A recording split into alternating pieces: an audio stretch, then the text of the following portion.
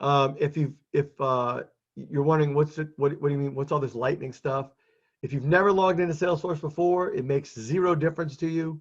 But Salesforce for the longest time has been in what's called the classic experience. So if you use Salesforce in the past, anytime before 2015, this is all you had. But now we've got a new way to look at the data in Salesforce, and there's new functionality as well. So Salesforce basically comes in two flavors now, classic and lightning. And the classic experience is, it's just a different way to look at the data, except about 2 years ago, they started developing functionality into lightning that they did not convert to classic. And about 1.5 years ago, maybe a year, they stopped developing classic at all. So if you don't want any changes, if you like the way things are, and you don't want to deal with any upgrades or anything else, classic is the way to go. You stick on classic, get used to classic, love classic, and you'll be like everybody else before 2015 that's just had Salesforce. I'm going to switch to lightning because lightning is very similar, and there's much more functionality built into lightning because of all the development. And I'll talk a little bit about how Salesforce is organized in terms of data, but let me just give you a quick tour from a sales perspective in that of how Salesforce is organized and laid out. And please feel free to click around all you want. If you get lost, see where I just clicked the Home tab? This is the secret to learning Salesforce. If you get lost and you start trying to figure out how you got lost, don't. Just do what Dorothy figured out after 2 hours and 12 minutes in the movie Wizard of Oz. There's no place like home. Just click home. You don't have to click your heels. Just click the Home tab, and that'll kind of take you back to where you can get your bearings and start from scratch. So let me just walk you through some of the things that are called global tools built into Salesforce. So the first thing you'll see is that we are in Chrome. Now, if you're not in Chrome, switch to Chrome. And you might say, why do I have to switch to Chrome? Doesn't it work? It seems like it's working right now, Dominic, and it does. It works in every browser, except only some things work in Chrome. So if you want it to work all the time, I recommend Chrome. If you want to take a shot at your things working, do whatever you want. Now, Brian, you're in the Essentials edition. Everything works just about in every browser because there's not that much fancy stuff in Essentials. So you'll be fine either way. I personally think it's optimized for Chrome. It's better in Chrome. So I go with Chrome. Now, this thing that just popped up, these are called, these are built-in in-app guidance tools that will be shown to the user. You can plug them in. I don't think they're available in Essentials, although they might be. I've been playing around with that. It's a new feature that just came out. Now, at the very top, so I'm in Chrome. You can see I've got an address bar. This is basic browser 101. Couple of things about it. If your page stops acting right, then this is the refresh. So you can refresh, reload your page. When I'm doing end user training, especially for big sales organizations, we've always said F5 to stay alive or F5 to survive. Sometimes you need to, if your page isn't acting right for whatever reason, or you don't see something you think you should see, don't freak out. The first thing you do is refresh. So refresh the page. And then you notice I've got a bunch of little extensions built into my Chrome browser. We're going to talk about 2 of those extensions for the most part. Actually, these 2, we'll go from there, and we'll get to those in a minute. Now, at the cloud, what's at the upper left-hand portion of the screen is also another kind of anchor point for Salesforce. That cloud or some other logo that you've customized will always be in that upper left-hand corner. This is everything in this white box here at the very top. This is called global. This is all your global controls, global navigation, global search, everything global. What does that mean? That means it works. It's always on. It's on time. It's always on. And anything that happens in global controls whatever you see down below it. So a lot of times, if you look at it, underneath, there's this dark blue line. It's not really a line, it's a background, but I want you to think about it like a line. Anytime you move your mouse pointer over the line, you're now moving from whatever you were doing below the line into something new. Does that make sense? So the first thing we see is search Salesforce. So it's called global search because anything you type in here will show up as a search result. It doesn't matter where it's located. If it matches, AB. See, if I type in AB, I don't need to put a star, and I hit enter, that executes what's called a global search. Any records, now this is a brand new account, it's a developer account. Probably should have put Jen. Anything that matches anything in that search box will show up as a search result. They changed the standard data, I guess, in here. So you can see I put in GEN. I've got gene point, emergency generators. So this organization is loaded, this developer account is loaded up with sample data for a company called GenWatt. GenWatt sells generators. And you can see it does a global search on anything and everything. I can find the record I'm looking for just by typing in something. We're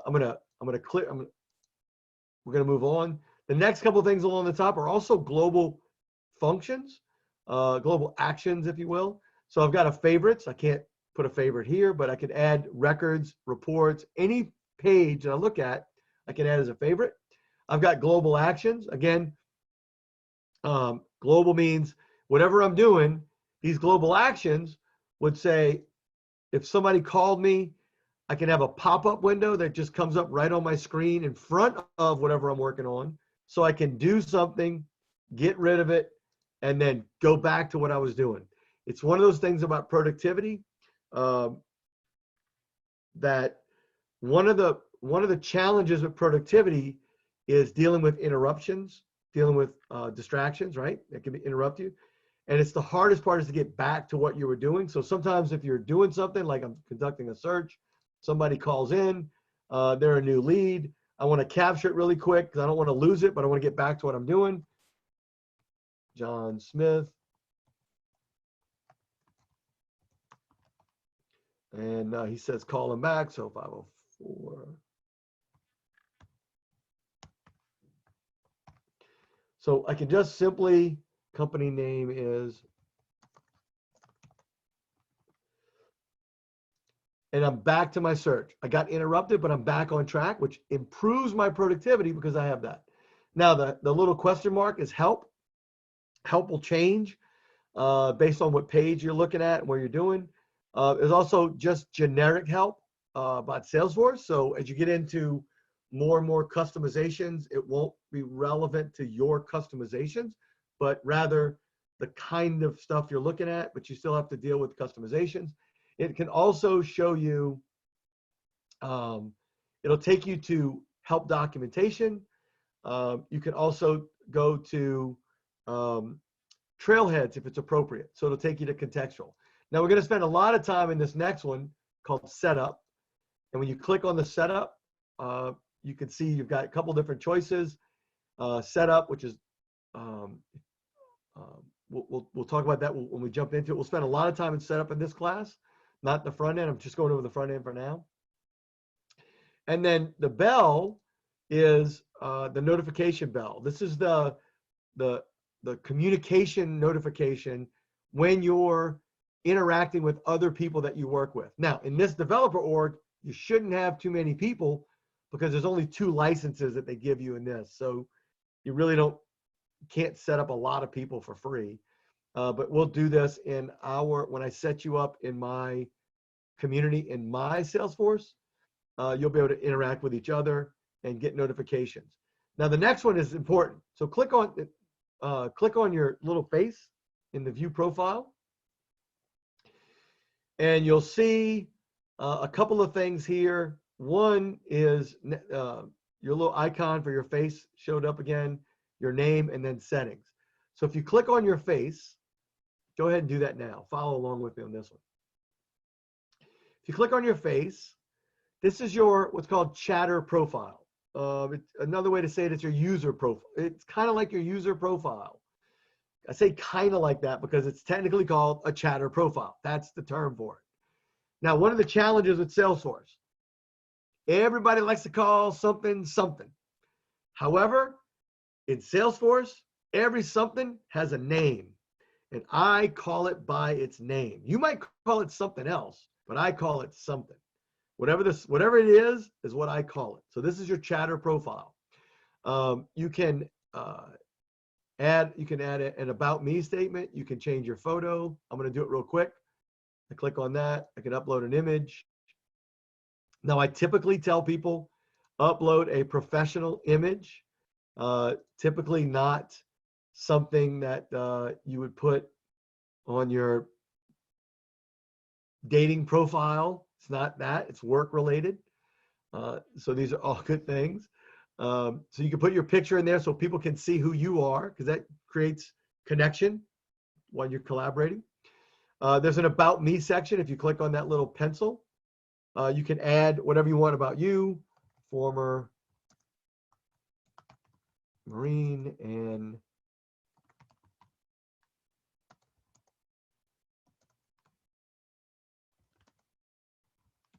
Marine, let's see.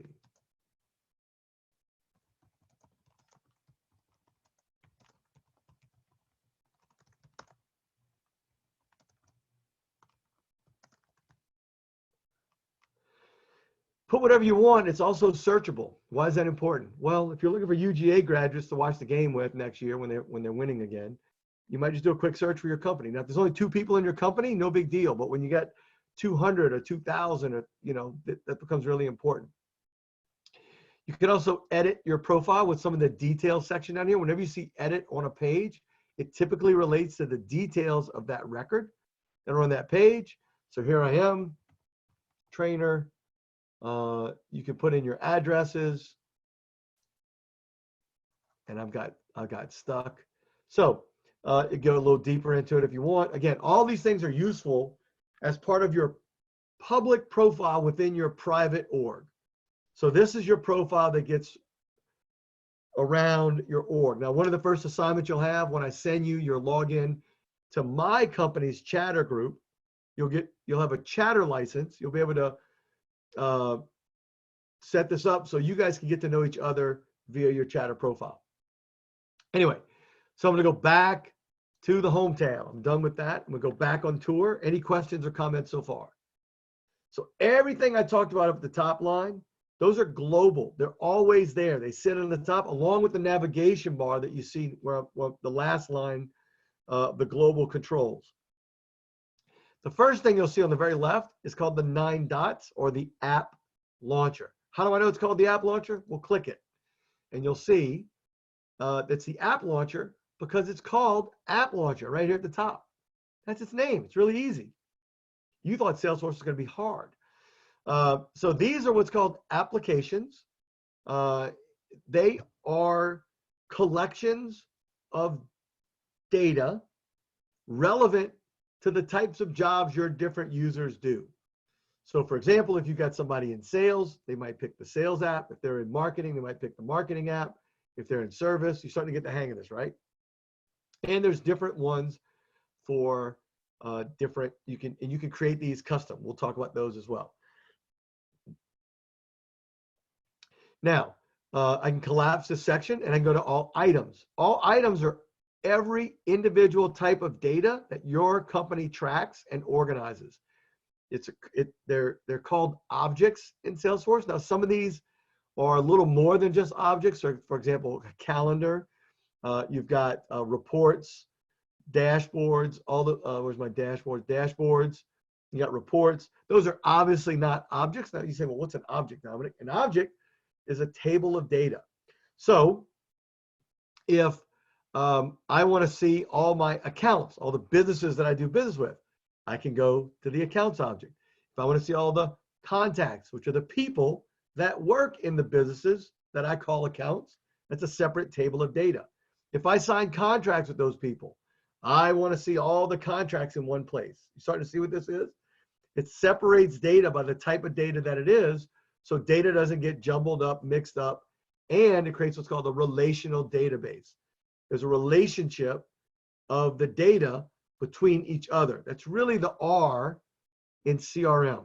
Customer relationship manager is about managing the relationship between a business and all of the contacts and all of the contracts they sign and all of the opportunities that we're working on and all of the products that they're trying to buy, yada, yada, yada, yada down the line. And there's no limit to the amount of relationships you can have. Does that make sense?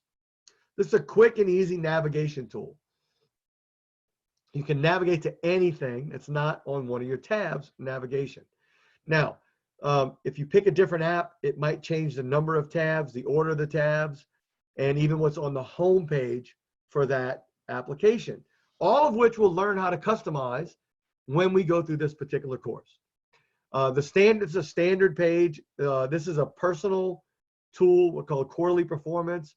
If I've got a goal of 270,000, I want to see where I'm at on that goal. I've closed 3 of 45. I've got 720. I'm sorry, I don't have a goal yet. Let's say my goal is 500,000. And that would add a goal. So every quarter as a salesperson, I can kind of see how close I am to hitting my goals. Is that right? Let's see, hold on.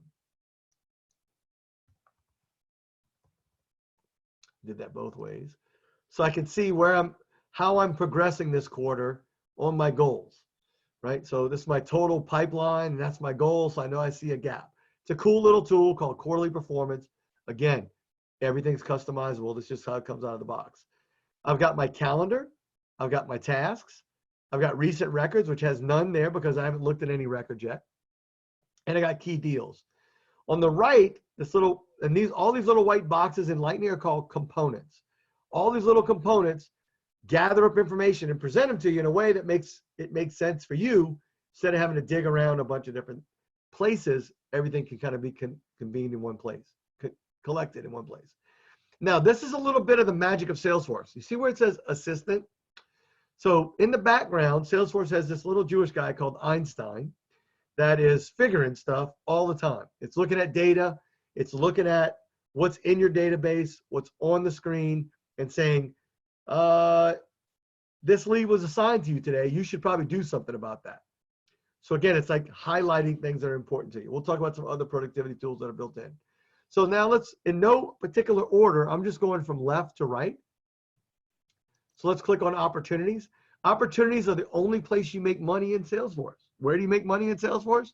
Opportunities. If you're of the vocabulary where you define your activities into revenue generating activities and non-revenue generating activities, opportunities that have activities are the only place in the world you did anything revenue generating. So some companies and some sales processes, they want to make sure that people's activities are not just busy work, but actually turn into busyness, like business, money, cash. Opportunities are the only place you record the pursuit of cash. So that's what the opportunities tab is. If you go to leads, now leads provide a great source of confusion in the world. What is your just put in the chat? What is your definition of a lead? Just type in what your definition of a lead is.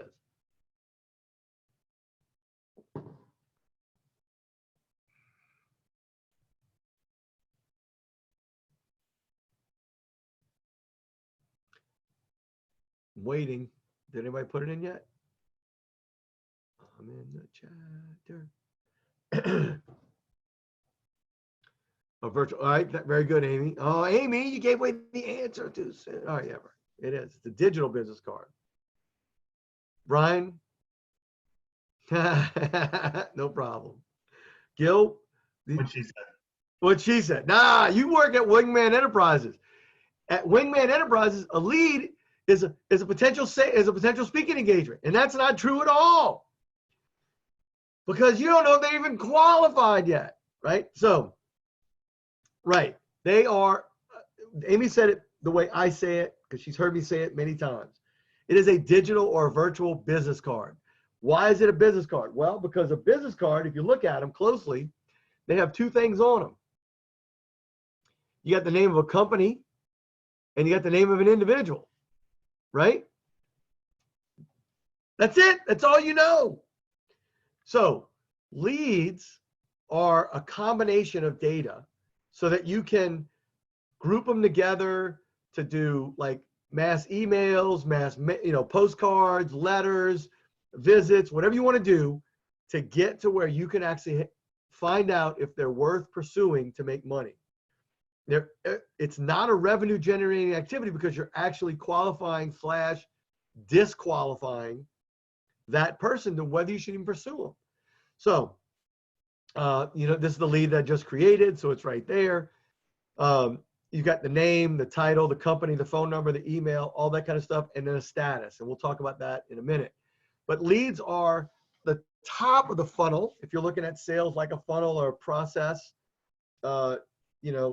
they feed the funnel in a lot of ways. I call them the feeder of the funnel. So if you don't have leads coming in, it's hard to find things to work on. One way or another, where they come in from the web, or they come in from, when I was in the insurance business, when I was 21, fish bowls were my favorite source.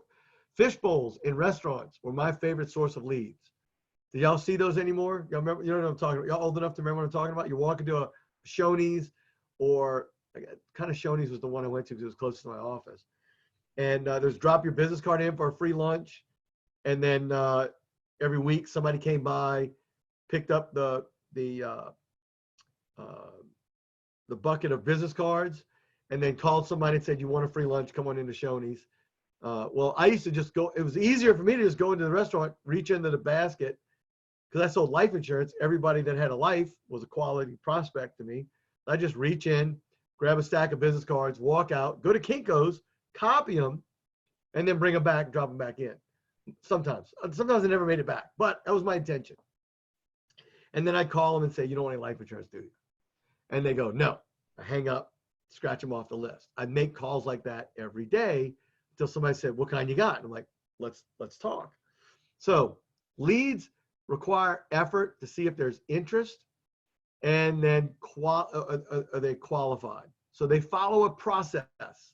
Leads follow a process. They go from unqualified, unknown, to qualified and known. And when that happens, they graduate to a company record that has people in it and potentially opportunities. So I'm going to take this. Can I move that around? I don't think I moved that. Yeah, I can.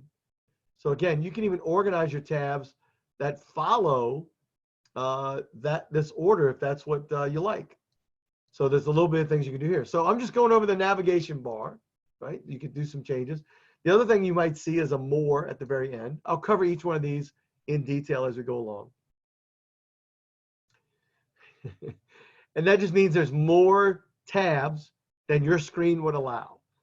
And the little pencil at the end, when we see a little pencil in Salesforce, it means there's a ability to edit. So I can change the order of my tabs. I can put the ones first, top left, that I like to hit first if I want to go in a particular order. It just depends on what you want to do. It doesn't matter to me. It's yours. If you want to add more of those items because you deal with them and not everybody in your job does, then you could just jump in. You can add, let's say you deal with customer assets and you deal with products. You can add those nav items. And once you save it, it'll add those to your navigation bar at the very top. And if you don't like what you've done, if you made some mistakes, if you went crazy, you can reset it to default. Now, I don't know if you're like me, but I used to do that all the time with software. I would go in and make changes, and then I go, oh, this doesn't seem to work right. And then I was so new, I didn't know how to change it back. Well, The first thing I discover before I change anything is how do I change it back, make sure I understand that. All right, let's go back. So I went back to normal. Let's go back and look at these a little bit closer. So the first thing is I'm on opportunities. You can see that I'm on opportunities. A couple reasons I know. I got the opportunities tab highlighted. There's also, it repeats the word opportunities, which says I'm in the same place. It's got the opportunity icon and this little black triangle, which means there's probably something more down there, or it's a drop-down list, or something, any kind of a graphic. So this is what's called a list view. A list view is just that. It's a list of records that you can see based on whatever search criteria you set up. Now, obviously, all opportunities would be all, but because I've been on this corner before, let me take you how that's figured out. So I can see that it's 31 items, sorted by name, filtered by all, updated a few seconds ago. Why is that information important? Why did I point that out? It's just little bitty words under big words. Why do I need to know it? Anybody take a guess? Why is that little description there? You can unmute yourself and say, we're friends here. The reason that is, I've been in places where it says all, but there's actually a filter on it. So it said all, but it was really filtered to be my team's opportunity. Somebody went in and made a change. Again, I've seen bad stuff. And it said all opportunities,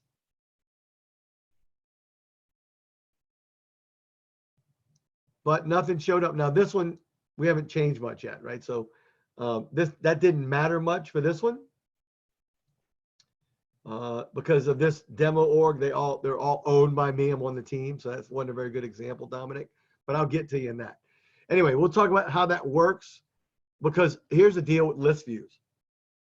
This is the most highly underused productivity tool inside of Salesforce.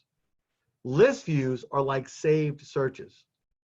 So when you look at productivity, when you want to be more productive, anytime what you're making is a decision about what to do next, right? You're done with whatever you're doing, and now you're about to make a decision about what to do next. How do you decide what to do next? What are the 3 criteria you look at before you decide what you can or can't do next? So you could chime in on chat or open up your mic. What is one of the things you look for? Before you're about to decide to do something next, what's the first thing you have to decide? Look at my tasks. Right? Okay, well, you're looking at your tasks. Great. And then to decide what to do, pick a task, you got to decide how much time will that task take? Do I have the time to do that task? Would you agree? You got to look at, oh, there's a task called paint the house. I got 5 minutes. Can I paint the house in 5 minutes? No. Probably not. You could probably call somebody who could come paint it, but that's going to cost you a lot of money. Or energy. How much energy do I have right now to do this thing? Do I really? I've got all week, but I'd rather go. You can either go on vacation or you can go paint the house. Take your pick, right? Or resources. What do you have in resources? What do I have at my disposal to get this done? Let's say you're sitting in your friend's basement apartment with no cell coverage, no internet coverage, and you look at your task list on your laptop with Salesforce because you have an offline version, and it says, make 20 calls. Can you make 20 calls? No, I don't have any connection to make any 20 calls. So when you think about how much time, energy, and resources that you're looking at on your list, you need a way to kind of pick the things that match how much time, energy, or resources you have available. Or you look at your list to decide which one to do. Again, always thinking about time, energy, and resources. Can I pick what do I have the time to do, the energy to do, or the availability, tools, and technology. So list views allow you to do that. List views bring up a list of records based on a saved criteria that are all contained in each one of these different list views. If I want to see what's closing next month, because let's say, it's the 20th of the month, I'm caught up on all my opportunities. I've done everything today that I can do on all my opportunities that are closing this month. Now I want to see which ones are closing next month. And then I can look at my list right now and say, damn, I got nothing closing next month. That tells me what I need to do. I need to start prospecting and fill my funnel because I got nothing closing next month. Does that make sense? So it's the idea of what you've done and what you're ready to do. You can pull a list of any of those things. That's what list views do. Let's see. New last week. Any of these new last week. This is all junk data. Any questions, comments about a list view? Brian went dark. Amy's still dark. Your cameras are dark. I just want to make sure you're still there. So pop in the chat. I want to make sure you're there. I just want to, you know. Yeah, thank you. Still here. Everybody's got to turn your my camera son off. came in to talk to me, so I had to go off. No worries, no worries. So I just like to keep the class interactive. So if I don't see something, I'll usually say something, but I'm not mad unless you hear me, you know, say I'm mad. All right. So does that make sense about list I do have a question on this. Yes. Now, when we go, like as we're working a list, right?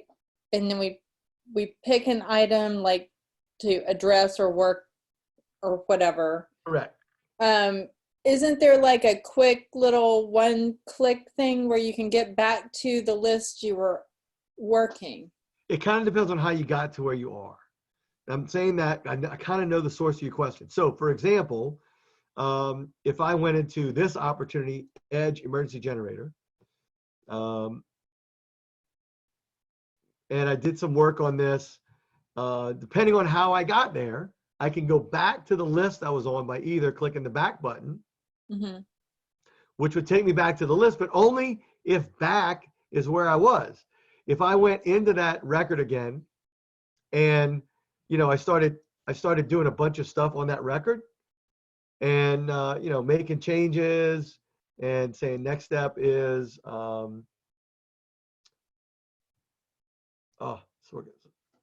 my next step is,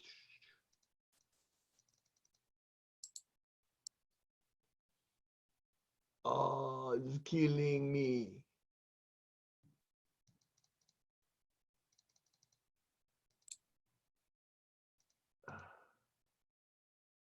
Wow. Or I went somewhere, oh, my computer just did what yours did, Amy. Everything just stopped working. So there's another little way to easily navigate back to the list view itself, which is that little caret next to the list view. All right there, buddy. So if I happen to go away on task, I don't want to see, okay, I go back to my recent record or my recent list view. So navigating Salesforce comes down to there's no one way to do anything. And I'm not going to tell you how to do something, nor should you let anybody tell you exactly how to do it. There might be a better way to do it for what you're trying to accomplish, but it all depends on where you're at, where you want to go, and what you want to do, what the best way is. What I'm going to recommend, and what I've already shown you so far, is a little bit of RTS, reading the screen. So I started, if you noticed, I started at the top and then started working my way down one line at a time. It's the same way you read a book, one line at a time as you go through it. Now I'm tinkering a little bit, but that's for the most part. That the way you learn new software, if you can slow down enough to do it, it's kind of the best way. Amy, did that answer your question? Yes, thank you. I mean, because I was trying to demonstrate a couple things, but my screen messed up a little bit. So if you're in an opportunity or you're in a record and you want to get back to where you were, the back button always works. But if back isn't where you want to go, then it's just going to take you back to where you were. If you want to get somewhere else, like for example, I'm here, but I want to get back to where I was on leads, I can go back to that recent record on leads and I can go take a look at John. Either way, it's just depending on where you want to go. And that takes practice. It takes trial and error. It takes, because here's the truth about leveraging the speed of Salesforce. Whatever way works, you should do. Whatever way you get something done that produces the result you want, do it that way. Because the moment you discover a new way to do it and it's faster and better, you never have to worry about writing it down or anything else. You know why? Because your brain lets loose an explosion of chemicals I call brain candy. And that brain candy locks in the emotion that says, I want to do it that way next time. And the next time you're in that situation, you've got a really solid memory on how that is going to work. Does that make sense? So you never have to worry about like remembering. You just keep bludgeoning your way through Salesforce until you find a way to sharpen your sword, and then you can slice your way through. Does that make sense? So start as a barbarian, and we'll work your way up to fighter pilot, Navy fighter pilot, not an Air Force. Anyway. Okay, so notice as I go through these two different tabs, opportunities and leads, you may notice that things look about the same, but they also look a little different. One of the ways that they look different is that the icons change and the column headings change for all the columns. So the other thing about a list view is you can customize that list view to display any information you want, kind of like a spreadsheet. And like a spreadsheet, if I go to all my open leads, like a spreadsheet, I can sort by the different columns. Eventually, if my screen will display it. So I can sort by name, I can sort by company, I can sort by any of the fields that are there, I can sort that data. I can even edit the data if I see the little pencil. I can usually edit the data. I say usually because there's some circumstances where it wouldn't. I can even search the list. If I'm looking for John, oops. I can even filter that list if it's too long for one page. I can actually filter the list to find the thing that I'm looking for. So it all depends on what you're looking for. Now I control all that. This next little gear called the list view controls. I can take a list view that already exists. I can copy it, make an adjustment, and save it as something new. I can create a new one from scratch, which will do a lot of this, by the way. I'm just saying list views are one of the most powerful tools that you have at your disposal when organizing, planning, and executing your work activities in Salesforce. Now, the next little icon is the display icon. And you can display it in some items. You can display all of them display in a table view, which is what we're looking at now. You can also display them in what's called a Kanban view. Kanban view, I think, Brian, you guys are familiar with, is it Trello or Asana? Use Trello, right? I've used both, but yeah, here they're. Yeah, and so it turns your, so if I'm talking to Phyllis and I get her on the phone, she says, I want nothing to do with you, your company, especially you. I can go, you know what, I can just move her over. Like I did the work. Or if I'm working off a list, if I don't want to work off each record for whatever reason, and I just got a bunch done, I'm like, oh, working. You can move things from one stage to another. And we'll talk about how the stages get built and all that kind of stuff and how they get created. But it's a real easy way to kind of manage your data in a visual way. And that's the Kanban view. Now, tasks have another way you can see them. And one of your tasks, and I'll go to I don't think I have any tasks in this org, would be, do they have any? No, they don't have any tasks yet. Okay. This is called the split view. I like to call it the Outlook view. So all of your tasks are mini here, and we'll create some tasks. I'll show you that.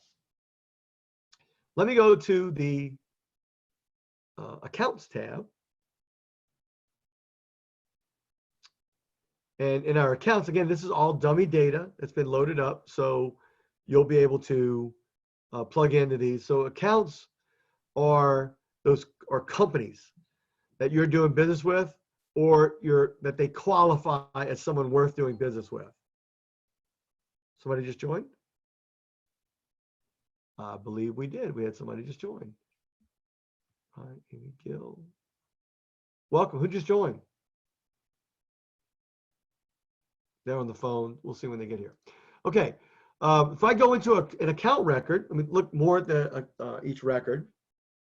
If I go to the account record, you'll notice that records have the page, especially, is laid out so that there's a certain way that these pages are laid out. The first little box along the top, which is called a component. This component on a record is called the highlights panel. You can put information that's relevant, that you want to get quick access to, for whatever your company needs for that person to make sense out of that record quickly and easily.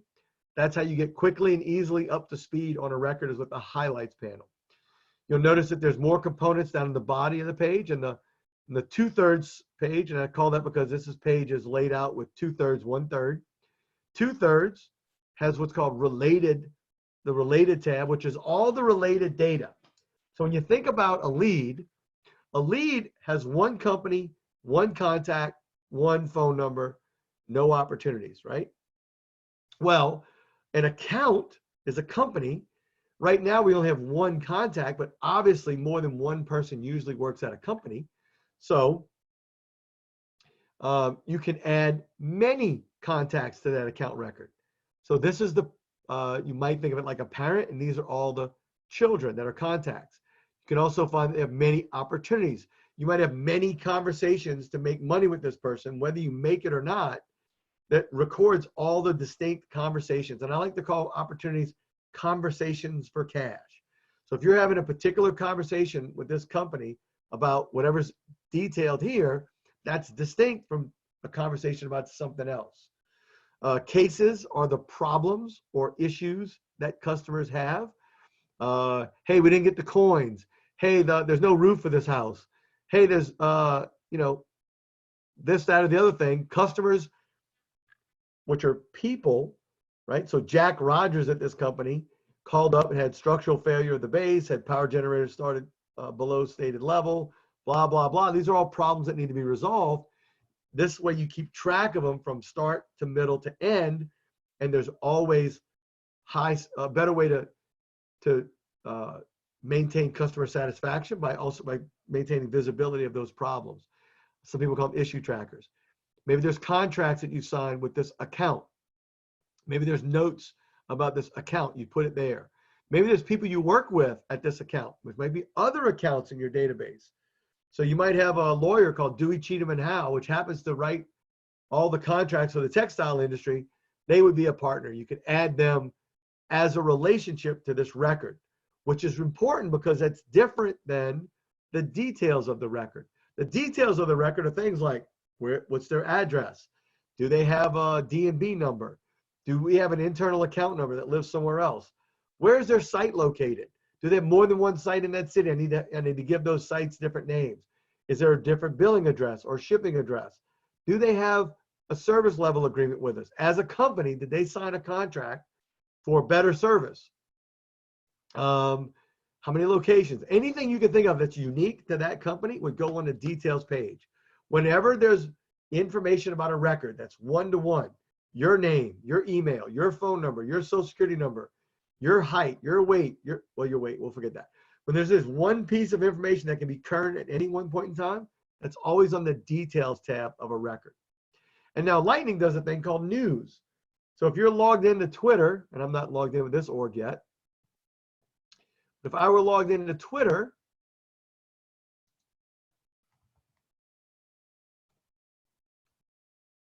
there we go. The cool thing about Salesforce is that it'll pull in the Twitter feed, it'll pull in the social profiles of this particular customer, and sometimes, that might give you a little bit of something to talk about with that customer, right? I give you,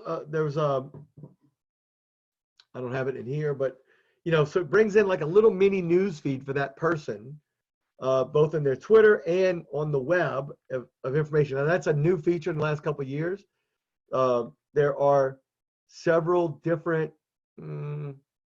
enhancements to it that's coming or has been. It's still kind of a newish thing as news.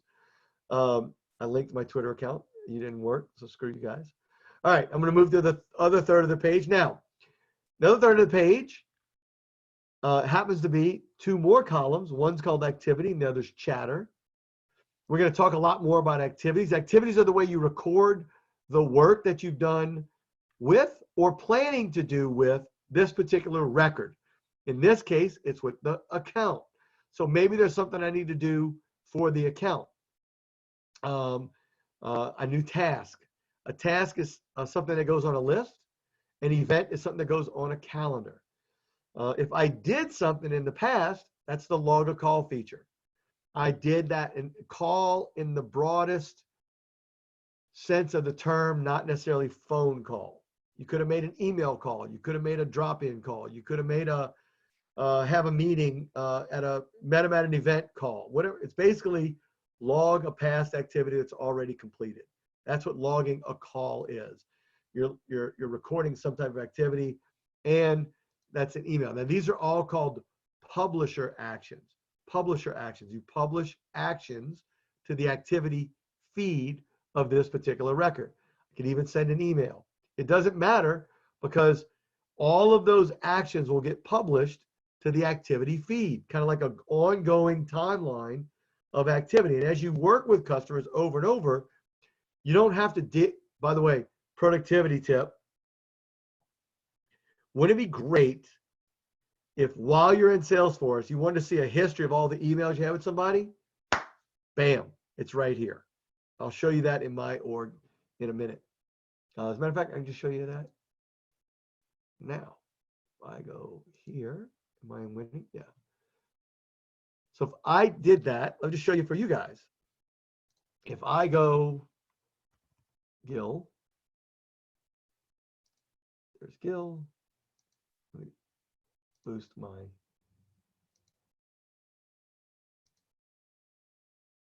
If I go to your record, Gil, and I check out the activity feed, you can see that everything that happened in the past, the events, the emails, and any tasks that were done would show up. It breaks them out in the month, and I've got nothing coming due right now, but I could actually easily create one. So again, it gives you that place to see everything while you're there, or a way to get to it when if you're not there. So what I mean by that is, well, wait a minute, don't I have something to do with the company? Let me go back to the account. Here's the other part. It's cool, right? It's a choice. You don't have to do it, but you could.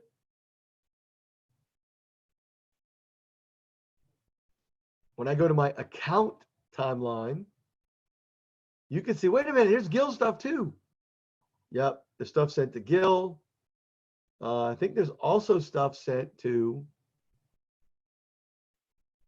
Carlos. This went to, Carlos never responded, but that went to both. Not all your emails are showing up. Try refreshing the page. Okay. Thank you for that. I'll refresh the page. So anyway, so your activity feed kind of shows you what's the work.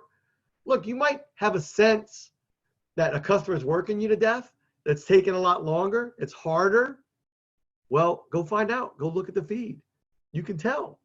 And look, sometimes customers aren't worth having as customers. They're just too much work. But you can use data to help decide that. You can look to see how much effort have I put into this, and when it comes down to it, how much money have I made from it? And you can actually do the calculation to see if there's any ROI. Then you can start figuring out what are all my maybe all my clients are like that, and that's just the industry and the business I'm in. Then you got to change industries. But if you notice that some are easier than others, you might start to find commonalities like, oh, all of my dental customers are way easier than all of my chiropractic customers. There you go.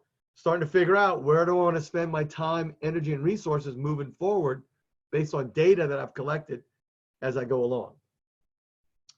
So that is the tool. That's pretty much all the records are about the same.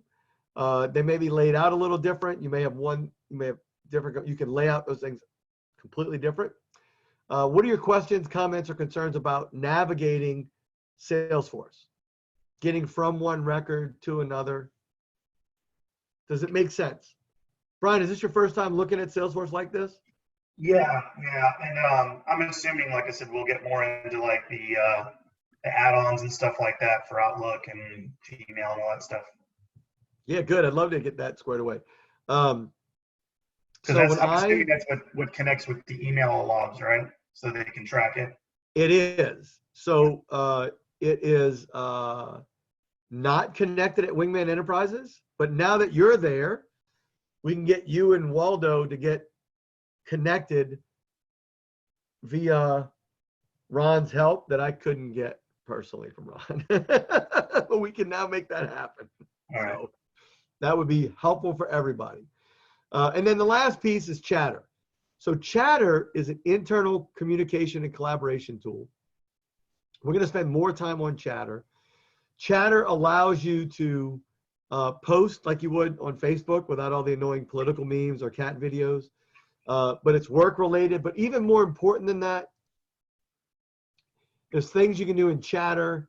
Let me just show you here. Brian, I know you may have experienced a little bit of this already, where you get a little ring on your bell and it takes you right to the, I'll give an example in mine where Amy chatted with me about somebody. Eventually it's going to show up.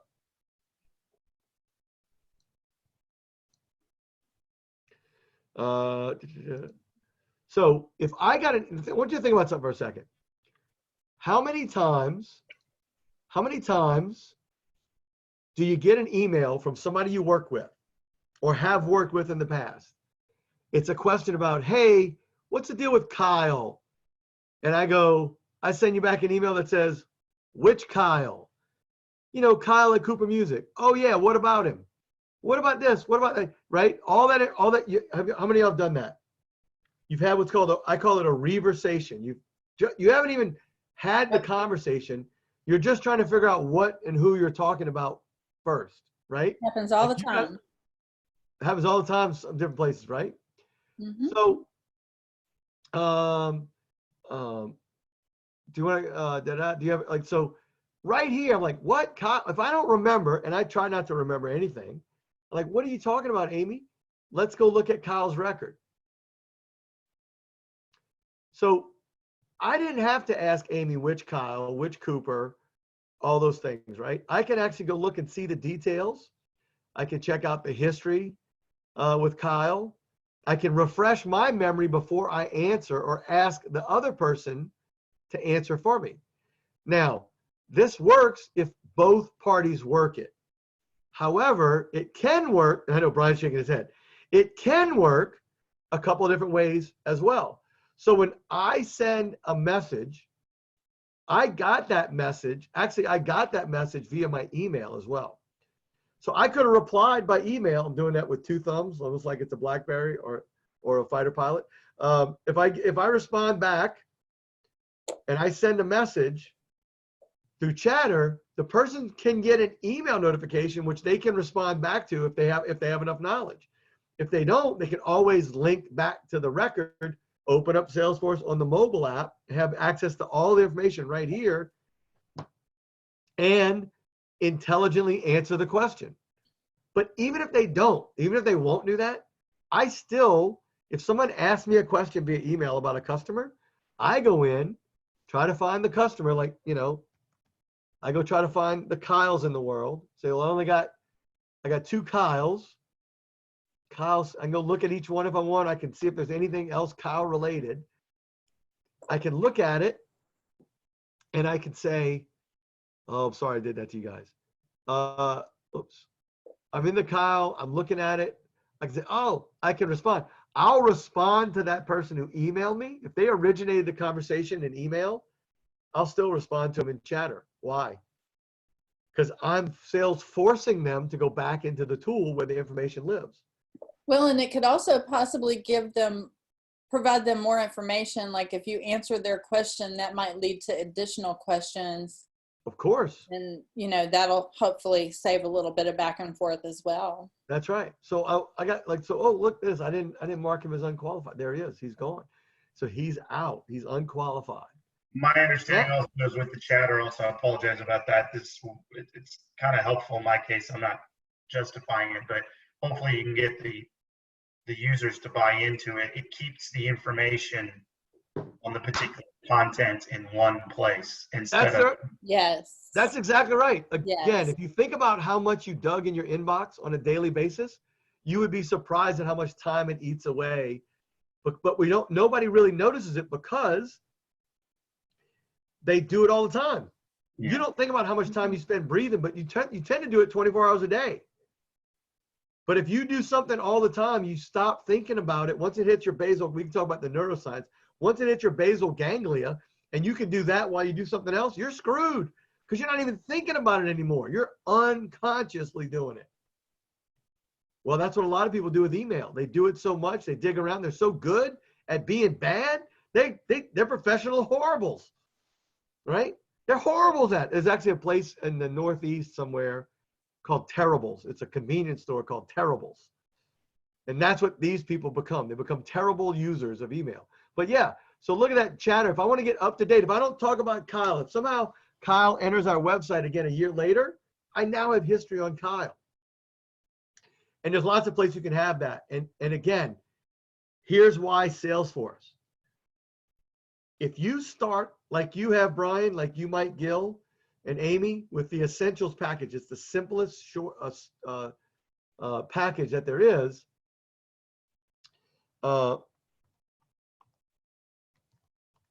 The different editions of Salesforce, you can never outgrow Salesforce. Because the largest companies in the world use Salesforce. You're never going to outgrow Michelin tires. They have 200,000 users. You're never going to outgrow that. If you do, I'm right here. Remember, I helped you get started. Take me along, right?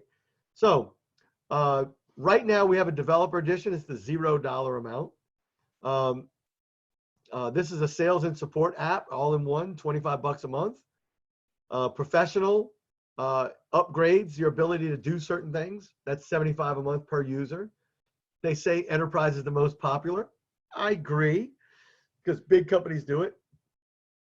And then you can go 300 a month for the same thing as enterprise with a lot more support if you want. Most people do 150 a month when they grow up. The developer org you just created is $150 a month version. You have actually have a full-on version that we'll get a chance to use. Now, these are the different, and these are all the different clouds. Basically, anything you want Salesforce to do, it can do. The question is not can it do it? The question is, do you have the time and money to spend to get it to do it? That's the only question. So in this class, we're going to walk you through crawl, walk, run about setting up your org, how things are done, the whole 9 yards. But what I want you to do first, your first assignment, is to go through those initial trails that I posted in chatter. I'll post them again in our chatter. You got a couple other things you need to do. While we're here, Gil, did you get an email from me about gil.brom@salesandtechnology.com being a group that you're a part of? Did you get anything? I don't think so. No, I don't think so. All right. I gotta figure out how to do that. You didn't get an email to your, all right. So I got something set up wrong in that. So, all right. Amy, you didn't need, well, Amy, you already have you have a different account. So okay, I did get the addition to the certification prep admin group. that's different. Okay, never mind. That's different. No, we'll work on that Disregard. after. Sorry. So here, no problem. No. You're different because you're internal. I'm trying to get these guys internal. So look, what we've covered so far is basically, well, let me cover one last thing. So I'm going to go back in. I'm going to go into setup. Let me go back into, let's go to my dev org. We're going to setup. And we're going to spend a lot more time in the back end of setup. Let me just give you a quick tour just so you have it. The greatest thing about Salesforce is it's completely customizable. The worst thing about Salesforce is it's completely customizable. Now, Brian, you're lucky. You're on Essentials. So am I. Essentials, and you guys are on Professional, I think, Gil.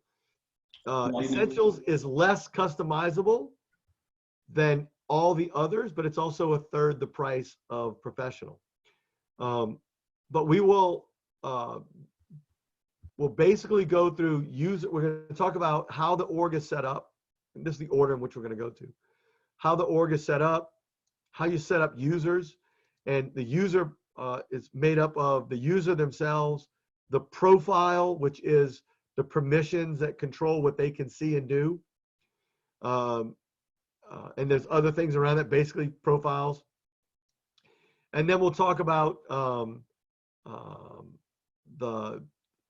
besides the settings for the companies, like what are the company settings that you need to pay attention to in terms of your business hours for customer support, your calendar settings, your fiscal year.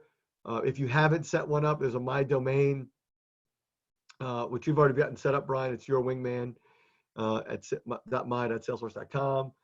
And the thing, they'll apply different features. And then the big one is understanding the security model. We'll spend a lot of time understanding the security model in Salesforce, because there's a lot. We're not going to cover all of this. We're going to talk about basically how you share records amongst users, why you share records the way you do, why you want to prevent users from seeing records. Now, even though you're a small organization of 2, Brian and Gil, I think y'all are 10, and even us at 2, you still need to think about these things and understand why they're set up the way they are, so that you set into motion good, solid data practices as you move forward. So what I want you to do is go through and in your org, a couple of the basic things like your company settings, you have your company information, to make sure that you set up your personal profile in your org. Get some practice doing that. Put your picture up. Do the About Me. I know you're the only one that's going to see it and look at it, but make sure that that's there for you guys. You can look at your company information. You can see that you've been given 2 licenses, 2 fully functioning Salesforce licenses. Really a lot of other licenses you've been given. You've been given a bunch of different licenses as a developer would need to make sure they test and develop for whatever their customers have purchased. So it's a fully functioning. Now, the problem with this little dev org is you got about a thumbnail's worth of data that you can hold in it. Really, you're not going to show me? Okay. Oh, gotcha. Okay. So it's not fully Lightning functional. And just play around a little bit between now and next class. Just play around. And the way you do that is go into that Trailhead that are in the chat. I'm going to send them back out via an assignment that I got to put together.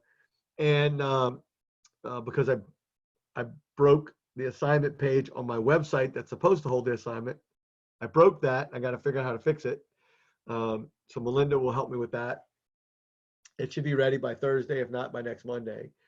And you don't have to play around much back here. These are all what's called the metadata settings, and then there's all the settings for all the different objects, all of the different tables of data that you'll see that are contained in your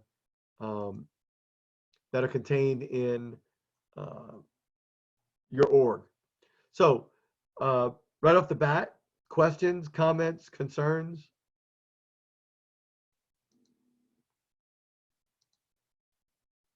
Nothing there. How about you, Gil? Not yet. Okay. Well, here's where I left off is I think our team started with Classic, then we switched to Lightning.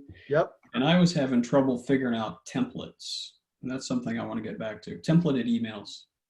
Yeah, so there's a couple different templates. We'll talk about those later on in the course when we get to automation, but obviously you can bring it up whenever you want, right, on Wednesdays. But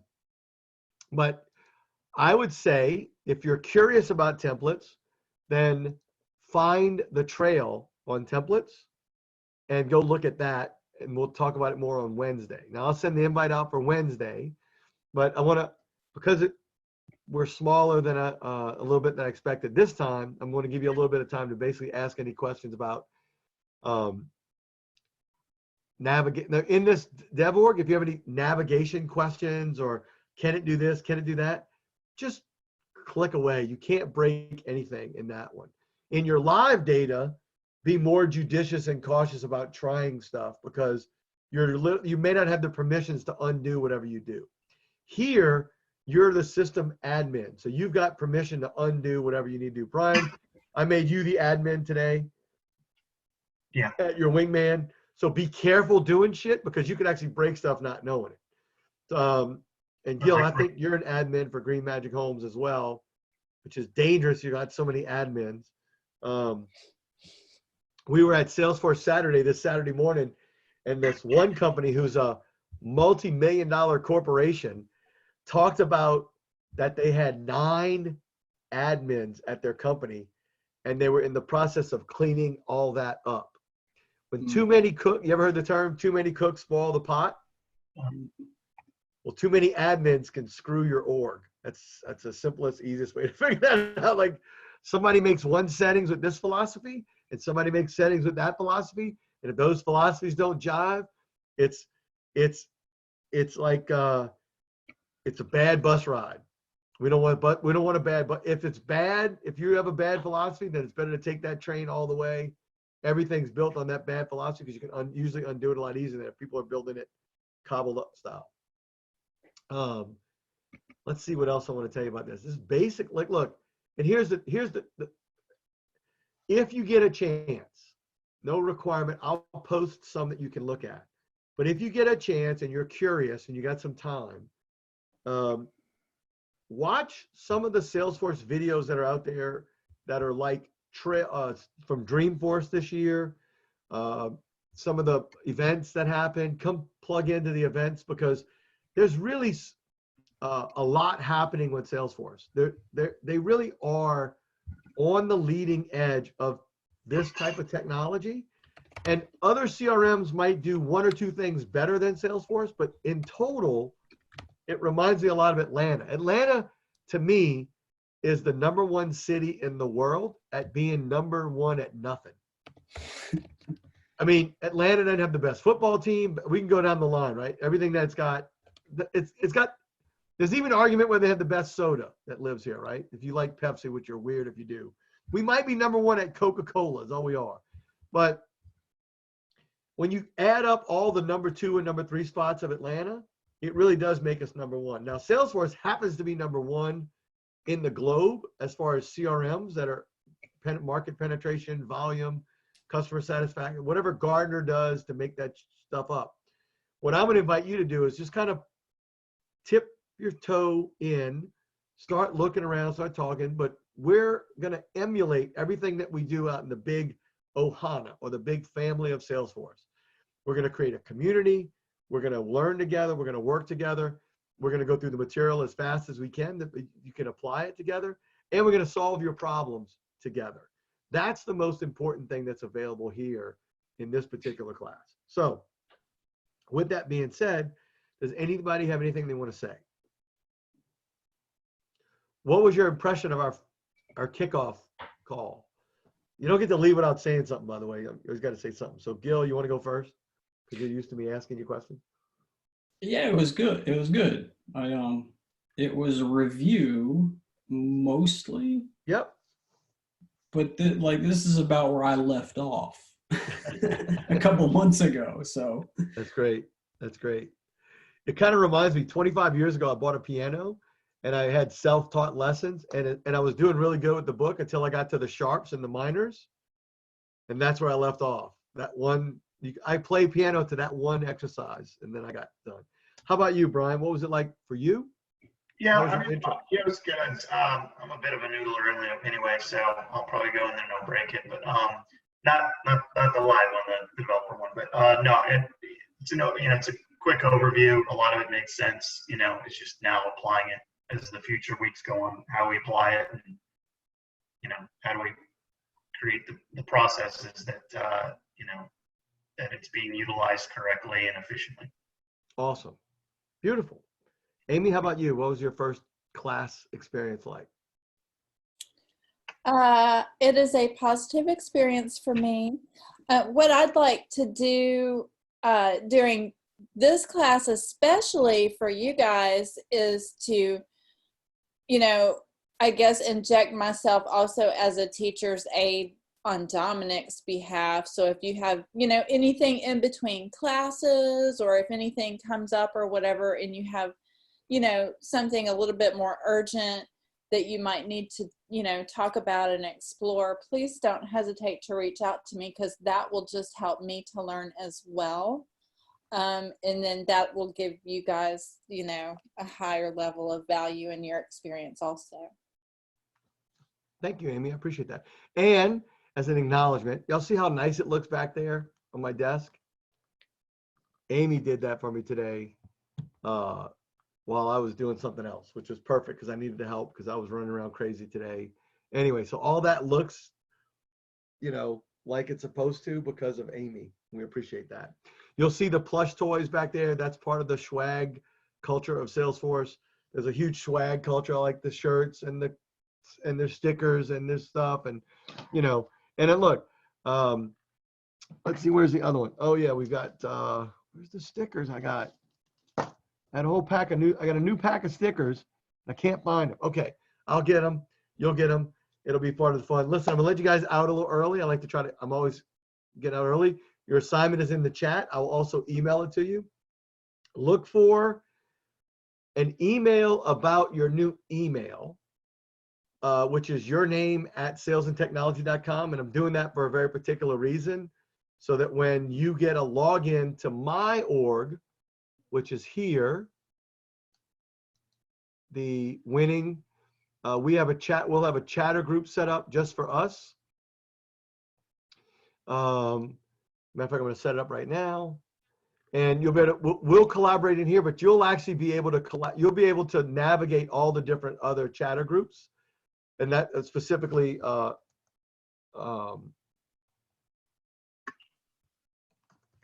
And that'll be through our developer ones, right? no, this is going to be in mine. It's going to be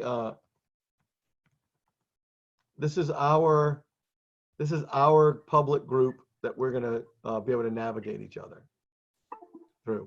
It's yet another login, but you got to learn to deal with that with Salesforce anyway. Okie dokie. Sounds good. All right, you'll get that coming next. Right now, the only thing you got to think about is taking those links, elevate your productivity, and the classic users to get finish the whole trail between now and Thursday. Any questions about that? And remember, questions Wednesday. Yeah, we'll send out an invite for questions Wednesday in a minute. Damn, okay. Questions? All right, get out of here. I'll see you guys by email, by chat, and by webinar on Wednesday or Thursday, the latest. Thanks, Tom. Thanks, Okay. guys. Appreciate it. Thanks, man. Bye.